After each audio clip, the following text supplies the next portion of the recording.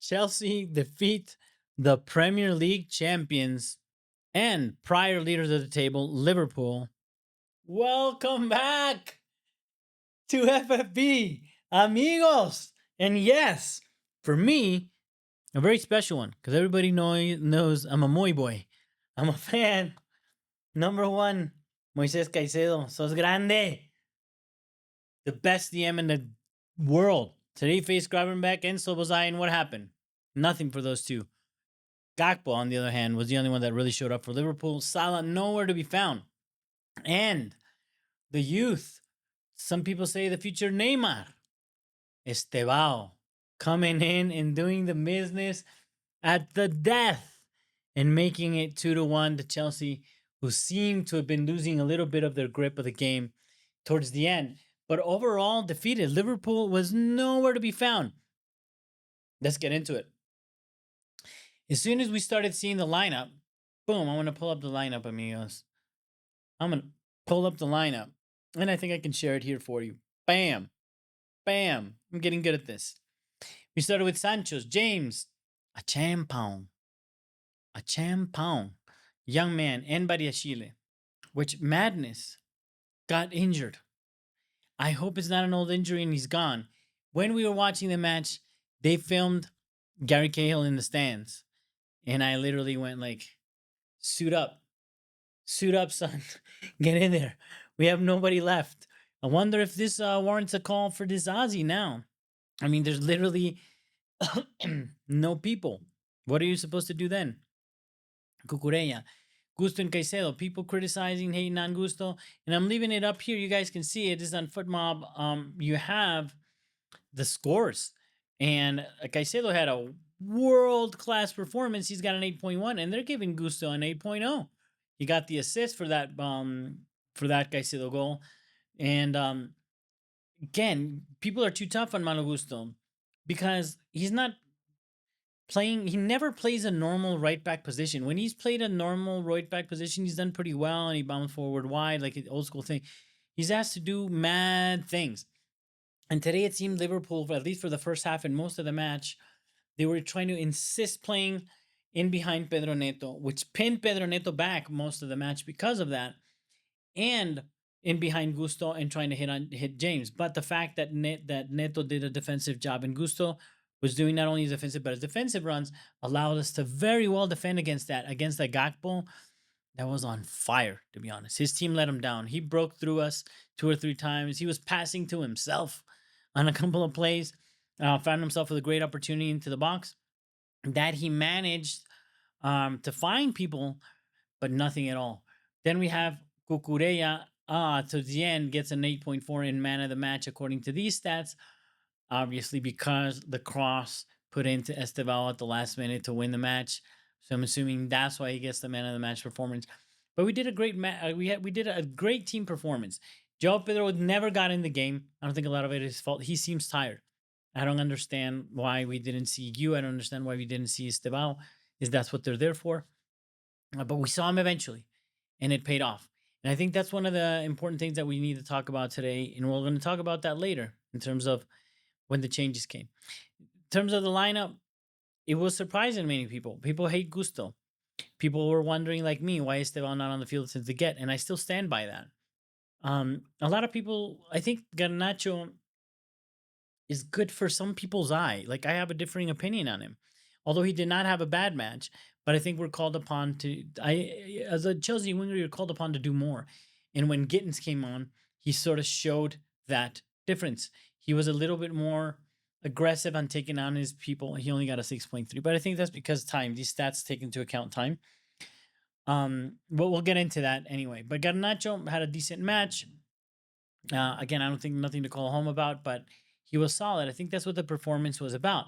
Now, looking at what Liverpool did at the get-go, they made an interesting decision. They've had Slobosai playing as a right back lately, but they opted to put him in the middle and to throw in Bradley. I think they should have gone with Robertson at the beginning, also on the left back. But look, I don't care.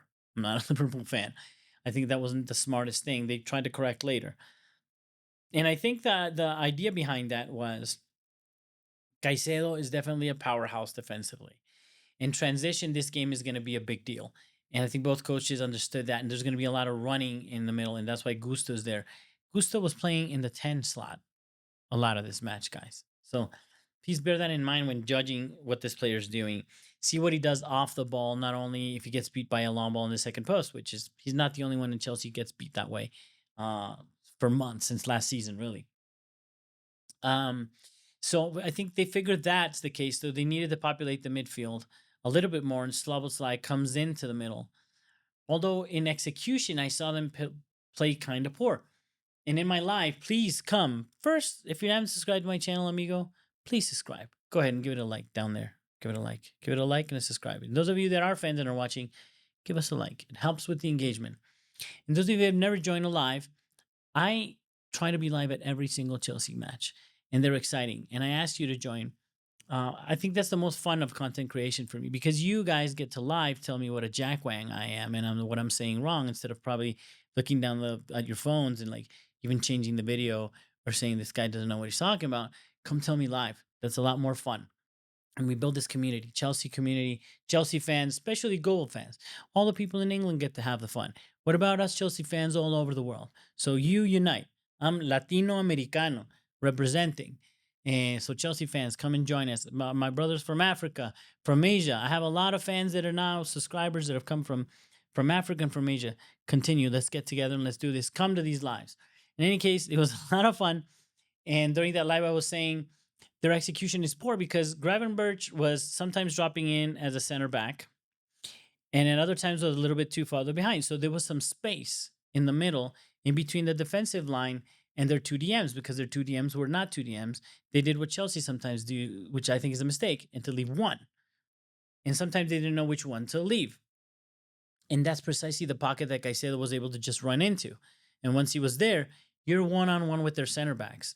And that's how they usually kill Chelsea. They kill us Chelsea, usually they do that wide, right? You only have one DM to run. Sometimes you don't even have to beat them. You just have to be faster. And now you're in the line. Now you're face-to-face with your center back. And we were able to do that. Moises Caicedo, Gusto gets the assist. Moises Caicedo does smashing missile, represent Ecuador, scoring for us. An amazing goal. He's more than capable. Those of you that don't know, I have seen him a lot from the Ecuador national team, and we saw him before he was coming. We always knew he was a player that had a lot of future. And even in Copa Libertadores, I remember a couple of times where he would do not even like this, like shots like he's got these, but when called upon to arrive late in the box to do a 1-2 with somebody, he's done it. The problem is the way that Chelsea play. That's hard because the way Chelsea plays, we have high possession against low blocks. That's like 80% of the games that we play, and 90% of the time within those games. So we're too vulnerable for the break when we're playing like that. So obviously, we can't have him doing those runs because then who the hell is gonna break up the play? Nobody in the world can do it better than him, especially now that Kante is not around. I think Moises Caicedo is definitely the one that rules that roost right now. So in terms of that, looking at Liverpool, they didn't show up. They didn't show up to work today, to be completely honest. Chelsea did their job, and we did our part. Like, I do not want to take away from Chelsea. We were fantastic. This is the difference with the last. Everybody was like, we were great up against Benfica. No, we were shit against Benfica. That's the reality. We got lucky. We got a known goal. We weren't good enough in offense and in attack. We weren't great in defense. We barely created patterns of play. We couldn't attack. Here we had similar times. We didn't suffer. My friend Nee, Blue Clouds Media, go out and check him out. He was telling me also. Oh, and the Stamford Sink, another great creator. You guys need to go check out, please. The Stamford Sink, check him out. He's awesome, and I sometimes will do collabs with them both. They were saying that we're not being clinical, and we weren't against Benfica, but today we were a little bit more, and that's what I think is lacking with Garnacho. In any case, in the attack, we were pinned down a lot. Neto, for example, people were saying, or some people felt like he wasn't having a good match. I think he was, But he was doing a lot of defensive coverage and a lot of defensive runs. And aside from that, he still was able to break. And that's why I put all this pressure on Garnacho, because given that he was pinned down, because that's the way they wanted to go, which is crazy, because you would have thought that Salah was going to pin us down. This guy sucked today. And I said this in the match too. There were four clear occasions that I remember when he did 30% of what Salah does, which is cut in on his left foot, and then you know you're toast, right? He put a cross into a beautiful header. I think it was Gakpo again. That was the one thing he did correct. The other, he did two crosses to nowhere, like crappy crosses, and the famous curler shot that he cuts in to do, him and Saka do, and certainly Salah's like a master at it. Just not even on target. So he was off his game. Thank God. Gakpo was the only one in the game, if you ask me. And I think tactically they made mistakes in midfield. They did not, they allowed us a space to counter into and did not take advantage of the space. The very little space, we didn't give space. So they didn't take advantage of the space because it wasn't there. We closed down that space with Gusto and James running into that side and sometimes Cucurella. So usually we leave Caicedo alone. We did not do that today. Enzo Fernandez putting some hard miles defensively again. I think he failed to see some passes. I think Joao Pedro suffered because Fernandez's vision wasn't there today. Neto and Garnacho are never going to find him. The only hope he has really when Fernandez doesn't find him is that maybe Caicedo will. So a lot of those runs were wasted. And he seems like a little bit of a tired player, but it paid off. But look, the match paid off. We did well. They couldn't take advantage. We took advantage. We got the amazing goal, and then the changes come, the substitutions. Now we see Mark Yu. He had a poor first touch and one great opportunity, but he was in the right place. He set it up in the right way with the right intention. That's what a striker does, right? When he got the ball at the edge of the box, his first touch seeks to set him up for a shot immediately. That's the difference with a nine. And it didn't happen for him today, but I'm so happy to see him get some minutes. And he was part of this win. And he was part of the crew that played the last 20 minutes that got that win. So I'm happy to see that. And I need to see him more. We need to see him more. We need that striker. Also, because I want to see Joao Pedro in the 10. I think he likes that spot. So we'll see. Gittins, the smitten kitten, he only got a 6.3 that I'm looking at here in the ratings. I'm a little bit shocked, to be honest, because I think he did well. Yes, a little sloppy here and there, but he was far more willing to face. Of course, they were beat down and there was more space. So let's be fair. When Garnacho was playing, there was less space. When the smitten kitten comes into play, it got a little bit more complicated for defending in terms of Liverpool because they were out chasing the game. And look, credit to them. They were playing like crap and they still trying to come out and win the game. Florian Wirtz. Everybody talk about this guy like he's some sort of, I don't know, Messi. Exaggerating, but I haven't seen it yet. Maybe he'll become that. Isaac hasn't cooked for them yet. Ekitike has. So I think the fact that he got injured really hurt them because that guy is good and he's dangerous. And when he came in today, he showed it. He changes the game, really does. So then we get this goal. And look, a couple of times we saw Estevao, and I was so happy to see him in the recovery to picking up those balls and actually doing the runs, the defensive runs, and actually recovering. And then his speed is insane. He's able to pick it up, go wide, run through, and play a ball. And one, he played a poor pass through. But you have to be in the circumstance. You have to have the football IQ. First the ability and the first the ability. First the physicality to go and run, recover the ball. Then the ability to beat your guy that's pressing you to not let you play out. And then the speed to make that run. And then the know-how to look up and try to find this murderous pass to put in through. The final pass didn't work out, and we were seeing a lot of that. A little bit of that happened to Garnacho, a little bit now. But of course, we don't have to be perfect in those, or else you'd win 10-0. But we could have done a little bit better. But all around, amazing performance. Estevao, man, we love you, dude. He's a terrifying player. I think he's gonna be a legend of the game. If he didn't go out to party and to get drunk and to all this crazy madness that sometimes these players get into, these young players. And we've seen it even in Chelsea for years to come. We've had a lot of players that sometimes through injury, which is really unfortunate, they don't fulfill their potential. Sometimes because they get to partying and once they get a certain level of income, they can't deal with that really well and decide to sort of take foot off the pedal and not focus as hardcore professionals. That's the beauty about a player like Moises Caicedo. Very humble, hardworking.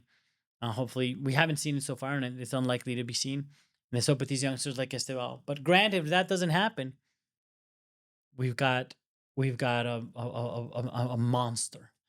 So it's beautiful to see that, and I really hope that this match we get Cole Palmer back for matches like this, and I really hope this huge concern. We'll look at it now, man. I'm scared to look at it, to be honest.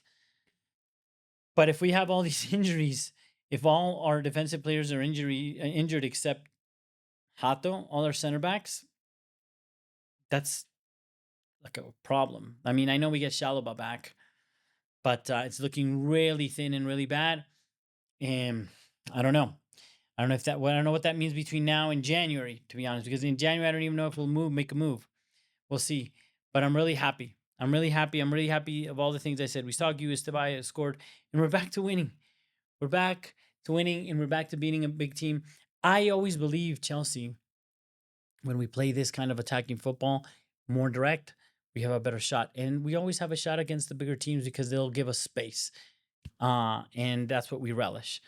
Let's see if we can do it against when we have to face some low blocks again. Although we're playing Nottingham Forest, which has a mad coach right now that they're not doing really well. And if he wants to give us space, puppy, bring it. We will annihilate you. So hopefully we'll bring those matches to you live as well. So please keep an eye out. Join me for the lives. Thank you for watching me again, as always. Please subscribe. Please make your comments. Let me know anything you're thinking about that you want me to talk about. Things where I got it wrong. Tell me you're a jackwang. You think you got that wrong. This guy actually sucks, or this guy's great. You didn't even mention him. Because that could happen to me too. Which shout out again to our defense. Shout out to everybody today. You did a great job, but especially to a Champong. Oh, Reece James, man. Captain, oh my captain. Normally, when we're struggling, we need him to go offensively and do his thing. Today, he did it defensively. He had to fill in his center back as playing as the last man, and he did it against strong opposition. Yes, the opposition was crap today and didn't show up, but we still had to do it. You had to make that effort. You had to be there positionally, and he did a great job. Thank you so much, Chelsea. Thank you so much, Enzo Maresca, for not making mad defensive changes or anything and going for it. It really paid off. Thank you so much. Very excited. And thank you to all you Chelsea fans out there. Please join me in the upcoming lives and watch my videos. Subscribe to the channel. And as always, to the Chelsea players, I love you guys. Thank you for the win. And come on, you Blues.